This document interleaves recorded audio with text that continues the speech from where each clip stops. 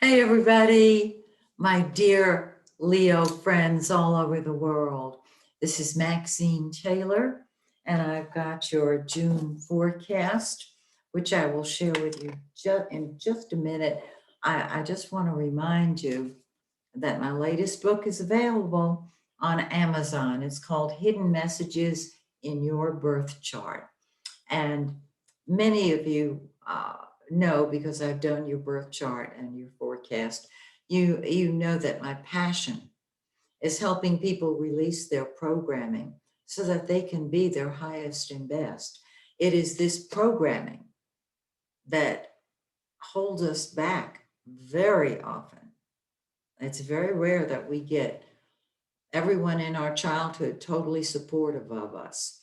So it's the hidden messages that run us until we release them. And because I'm so passionate about this, I'm very excited because it's so visible in the birth chart. You can see what the programming is that you were told. Even if it's hidden in your subconscious, it will surface when you see it and get it. And you might have to look at your birth chart a little while to get it, but that's okay. It's the journey. So it's available on Amazon. So let's talk about you, Leo. I have to say, great, grand, glorious Leo. Well, look at this area right here. This is where all the action is this month. The 11th house, I'm going to start here, is the house of the humanitarian. It deals with groups, it deals with what's best for the whole rather than the individual. Now, I don't want you to think that you're not important because uh, when I get here to Mars and Venus in the first house, you will know that it's not about relinquishing yourself. No, not at all. Let's start with the sun, the yellow planet. The sun is the center of our solar system. It is the center of our life. It is the giver of life.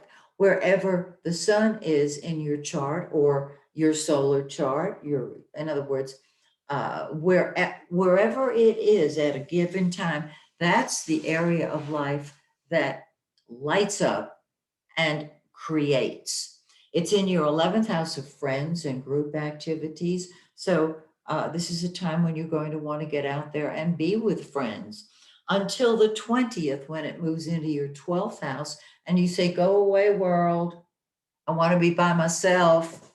Um, and just before the sun enters our sign, our solar placements are 12th house because it's a preparation time for when we emerge on our birthday, so to speak.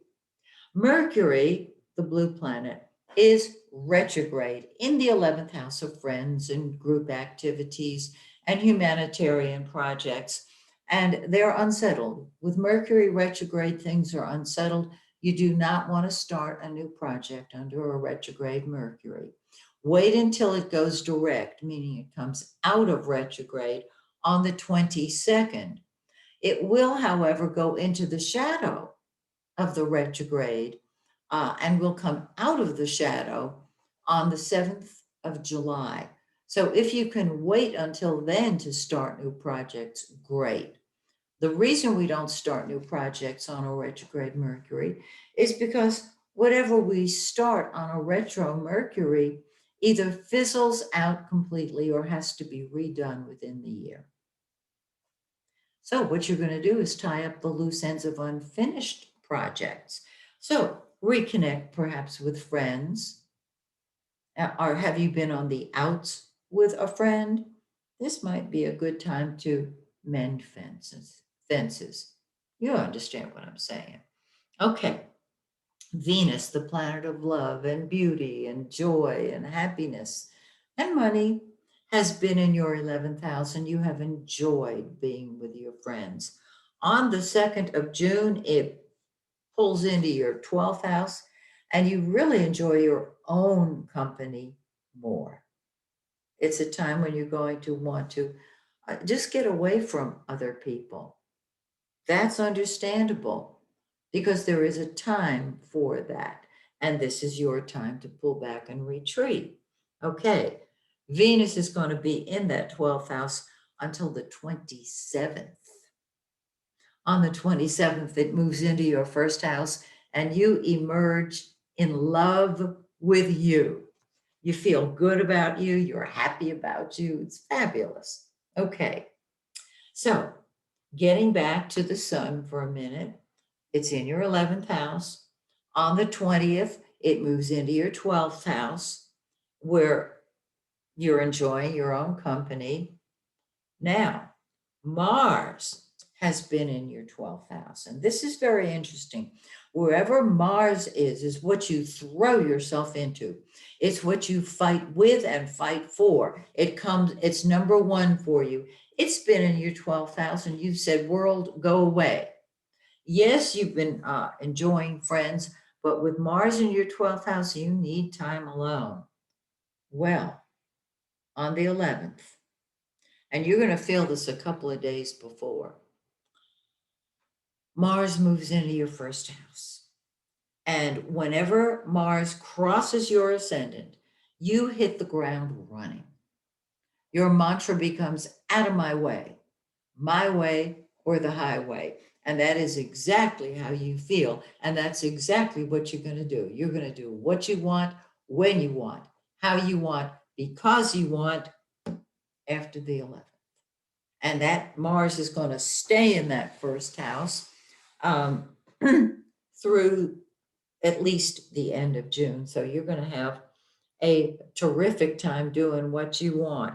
And then, of course, as I mentioned, Venus joins Mars in your first house, and Venus is love. And so you're passionate about you and you love you. And you know what happens when you love you? The world loves you. Now we've got a new moon. That's when the energy starts moving forward. It's on the 10th in 19 Gemini 47 in that 11th house. It's not just a new moon, though. It's a solar eclipse. And so it's really strong. The energy really moves forward. And this eclipse will be strongest 3 to 4 months after it occurs. That's what happens with the eclipses. And so you are really ready to just hit the ground running and get started with this new moon. The full moon in the 6th house says you're ready to start a new job. That's on June 24th and 3 of Capricorn. So, isn't this awesome? I love it. Have a fabulous month. And join me next month when once again we take a look at your chart. Until then, may the stars shine brightly on you and yours.